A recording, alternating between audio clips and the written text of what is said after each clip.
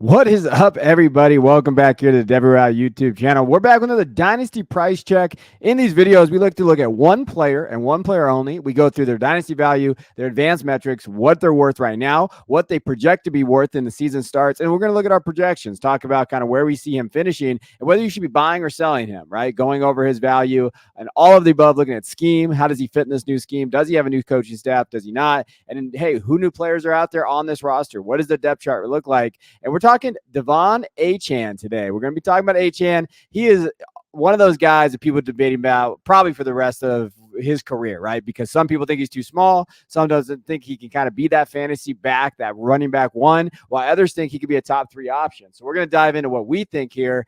But from last year, when you're looking at how he finished, I think both sides won the argument, right? The size versus can he hold up or is he going to be explosive? Because he was both, right? 103 attempts, 800 yards, over 7.5 average yards per carry, 8 touchdowns, but he also had the targets, 37 targets. He had the 3 touchdowns there. And when you're just looking at just from the PFF numbers, minimum 100 carries, right? 92.1 PFF grade. That was first in the NFL. 7 yards per carry, first in NFL. 12.6% explosive run rate. First in NFL, 7.8% touchdown rate. Second, like when you're watching him and be able to do these things, missed tackles for us, he was a top 2 back. Yards after contact, he was number 1, right? When you're thinking of what he was able to do. So when he was out there, he was a boom. But the injury stuff is the concern, right? He's a boom guy. We've seen that, what he's been able to do. And then when you're looking at this, Player Profile does a great job of diving into even more stats. This is a great time to stop the video, hit that like and subscribe button, but also kind of just dive into a little deeper here. But really the thing that stands out to me is about his efficiency numbers, right? Like if you go down to his efficiency numbers, 2 yards per carry. Number 2 in the NFL. Yards per touch. I mean, this kid, when he got touches, he was the most explosive running back out there. Juke rate, top 3, right? Evaded tackles, he was at 31. Breakaway one rate, best in the NFL. And when you just go through the numbers, the efficiency just pops off there. Dominator rating again, production premium, everything that you want to see there. And at the top there, productivity, right? When we're looking at from a fantasy points perspective, because we're talking about fantasy points. Fantasy points per opportunity was number 1 in the NFL. Fantasy points per game, number 5. He averaged 17.3 fantasy points per game in those PPR format. And in expected fantasy points per game, 12.1 is fine, but he has those boom weeks, right? So from an efficiency metric, when this kid is healthy and out there, he is a top 3 back. There's no argument there in terms of fantasy. Now he's at 188 pounds. They said that he's gone up, right? So when we're talking about like, hey, what does his outlook look for? What is his scheme? What does that look like? Number one thing is that he's put on some weight. So the biggest thing is he's talked about is putting on more strength and more muscle to kind of compete in that room. Now we know what he can do in that offense, right? That offensive scheme is something that we like to see there. And we know Mike McDaniel is going to have one of the best offenses in the country, and he's definitely going to do that. And I think it's important. I wrote about this in our newsletter a couple of weeks ago. So if you haven't, dived into that, what I do is I try to go over around the stories and find some. And the big thing from Mike McDaniel that he talked about is getting him more involved. He says, I think it's important offseason for him because he's just hanging on their coattails as a rookie, but he can really come in and devote time in the weight room. Talked about that. He also talked about getting the ball in his hands more, especially in the receiving game. So from an offensive scheme, he had 27 receptions last year. Let's say that goes up to 40 or 50, right? Let's say they target him more in the receiving. And from a PPR perspective, that tells me that he could be at least, top 5 running back in fantasy. If not, running back 1. Right? If he stays healthy. And again, we can't sit here and say that these running backs are going to stay healthy or get injured because it's just hard. The position's so volatile. But if you're looking at it from just a vacuum, staying healthy 15, 16 games of the year, if he's involved in the passing game, like McDaniels has talked about, getting him involved there, I think that you're looking at a player at ADP that could be a top 3 guy and really win leagues, right? If they get him involved in the passing game. And from everything that he said, from that offensive scheme perspective, we know what they're going to do from a rushing standpoint. We understand what they're going to be able to accomplish there. But from a receiving standpoint, and I think based on their depth chart, right, when we're looking at that, like he could be one of their best playmakers. Him, Hill, and Waddle, he could be number 3, right? They have OBJ, but I'm not going the Del Beckham route anymore. And again, from a tight end perspective, Jonnu Smith, they've talked about him a little bit, but they don't target tight ends in this offense. They just really don't. So really what you're looking at is, Achane could be a guy. He could be that wide receiver 3 in this offense and just get those targets. And, he could, when you're looking at the running back room, right? Depth chart, going over it. Raheem Mostert, older guy, 32. What does that look like moving forward? He'll get some run. I'm not going to say he's off the wayside, but again, we just have never seen a running back like Raheem Mostert really stay healthy, one. And two, we've seen a precipitous drop, right? We see that drop going around that 31, 32, 33 mark. After that, Jalen Wright, who is a guy that I like coming out of college, out of Tennessee. But again, I think that they drafted him kind of have that insurance because we've seen some of those guys get hurt, like Wilson and Mostert. Even, can't say Achane's not gotten hurt.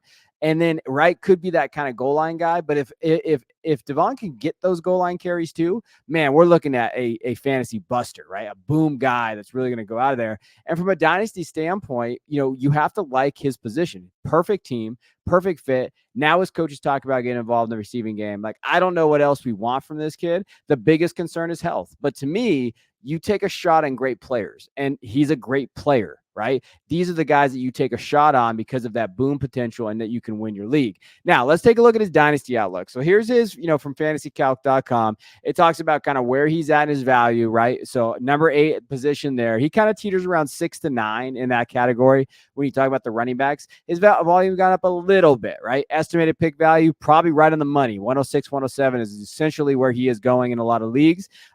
Similarly valued overall. So that 106, Jared Goff, Nico Collins, Brock Bowers, Michael Pittman, kind of that range of guys going in that range in dynasty leagues. Valued running backs. You're looking at Etienne, Barkley, Kyron, Kenneth, and Brooks. He's kind of in that second tier. So he's kind of after that Jonathan Taylor tier, right? CMC, Breeze, Bijan, Gibbs. He's after those guys. But we've just talked about his potential could be ahead of some of those guys, right? He could be a top 3 guy sitting here at running back 8. That's probably a value.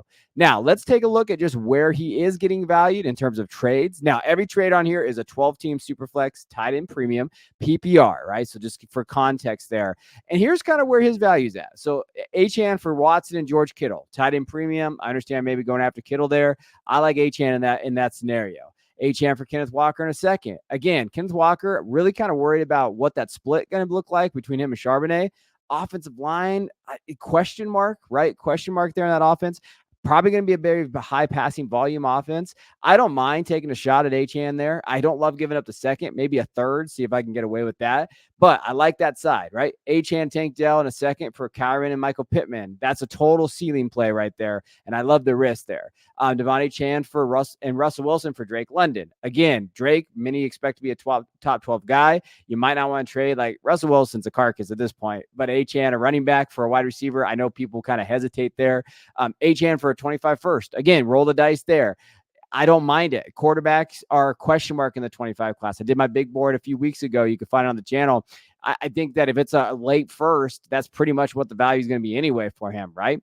De'Von Achane, a third for Brian Robinson, DK Metcalf. Again, I like both those players, but they do not have the upside of Achane there. And Achane for Devonta Smith and Audric Estime. That's a smash for me. I'm all over the Achane mark there. So in Superflex, I do think that he is getting undervalued right now. And there's ways that you can pair and tier up to go get him if you have him, right? If you have Devonta Smith and he's your wide receiver 4 or whatever, you can add a rookie like Audric Estime. Yeah, that's what you do, especially if you need that running back help.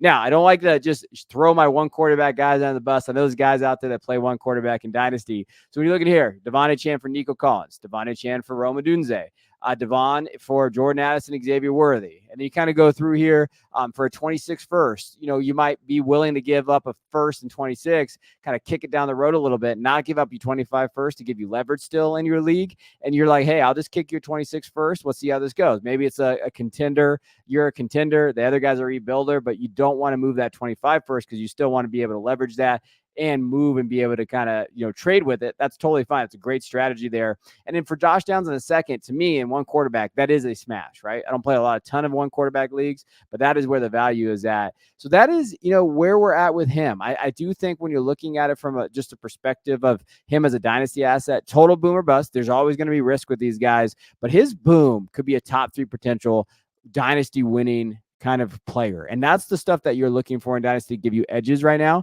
And I don't mind going after him, right? I was pretty borderline heading into the offseason where I was at with him. But I think that based on his value, what you can give up, 107 for him, if you're still in rookie drafts, not a bad get for De'Von Achane. Because I do think that if he hits his potential, you're talking about a guy that's going to be an early first value, a top 4 guy next year in Dynasty running backs. And you're like, hey, that's exactly, I got my value back. And if in this offense, he's going to be in this offense, he still has value, right? He's not going to crater value unless he has a severe injury, which we can't project anyway. So that's our take here on De'Von Achane. Again, hit that like and subscribe button. Also, go check out the Patreon. We've had a lot of fun over there, kind of talking to you guys about all the other stuff that we've done. We do the Devy draft guide. We do dynasty rankings. We're doing redraft. We got projections up. We got all kinds of stuff over there. And our Substack you can find in the description below. You get access to that as well. So go check it out. Let us know what you think. Appreciate you guys hopping on. See you guys in the next one.